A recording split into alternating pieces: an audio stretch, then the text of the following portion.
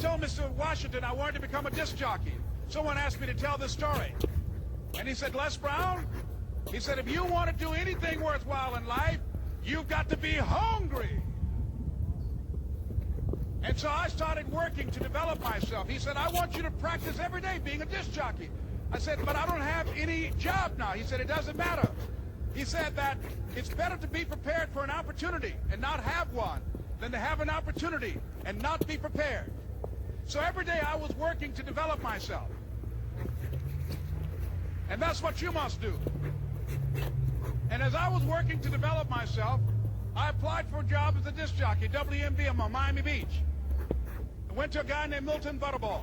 I said, how you doing, Mr. Butterball? I'd like to get a job as a disc jockey. He looked at me, he said, do you have any broadcast background? I said, no, sir, I don't.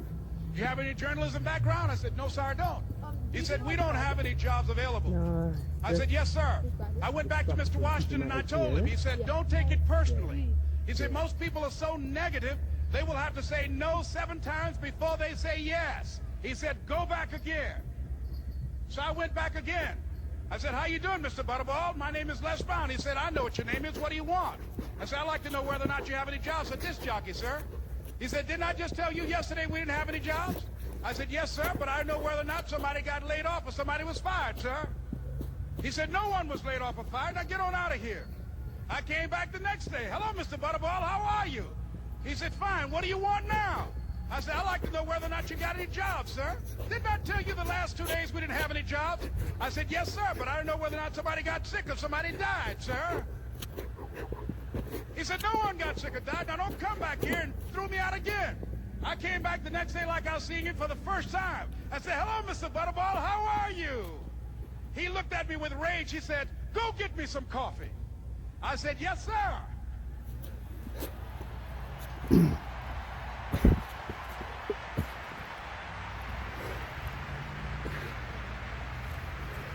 I went to get him some coffee. After a while, I would get their lunch and dinner, and I would go in the control rooms and take the disc jockeys their food, and I would not leave until they would ask me to leave. Then they started trusting me to pick up entertainers that came to town. Entertainers like the Four Tops and the Temptations and Diana Ross and the Supremes. I would drive them all over Miami Beach in the disc jockeys' big, long Cadillacs. I didn't have any driver's license, but I was driving like I had some.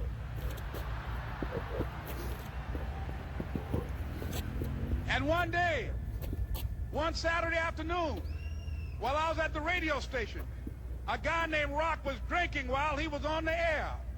I was the only one there, looking at him through the control room windows, walking back and forth, young, ready, and hungry.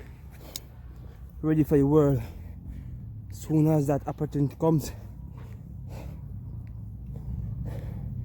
I'm grabbing it.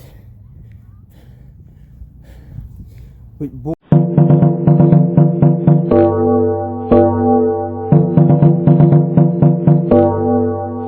arms, man.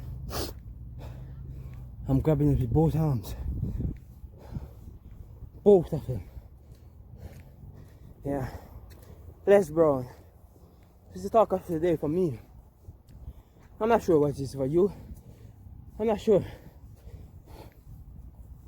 I'm not sure at all. Yeah. Boy. Whatever it is for you, you gotta make it count, huh? Gotta make it. I was saying, drink, Rock, drink. Drink, Rock. I'd have gone to get him some more if he'd asked me to. Pretty soon the phone rang and it was the general manager. And I answered the phone. I said, hello? He said, Les, this is Mr. Klein. I said, I know.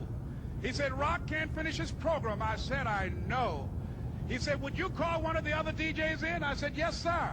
I hung the phone up. I said, now he must think I'm crazy. I called my mom and my girlfriend, Cassandra. I said, y'all turn up the radio and come out on the front porch. I'm about to come on the air.